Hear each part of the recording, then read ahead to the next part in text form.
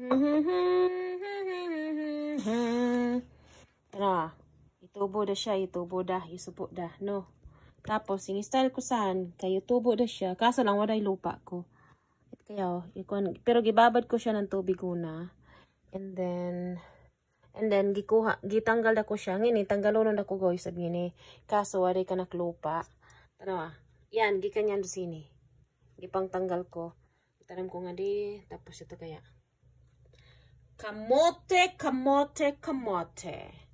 And then, tanumon ko yan hopefully, mabuhi siya.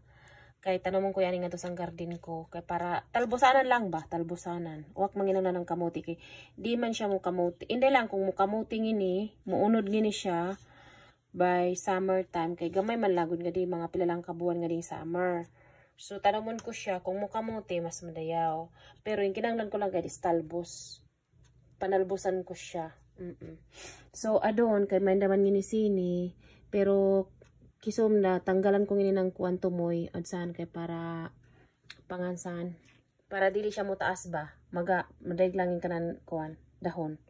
Tapos ngini, basin man law or kiso, mo palit ako ng lupa. Yan. Tapos, tanggalan ko siya, then, itanam na ko, isabsan line na kuwan, line up, ngini. Pero sa ano, gibabad ko lang siya ng tubig, no?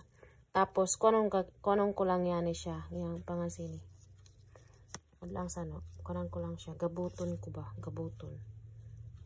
Diyan. Kaso kay. Ay, kay gwa. Yan kayo. Gini, tanong mo na ko isang gini sang kuwan, sang lupa. Kay muugat man lang yan ang kanan. No, muugat. So, the more kuwan, the more ngini, the more sabihin ka mga tanom, para madaigin ka mga talbos.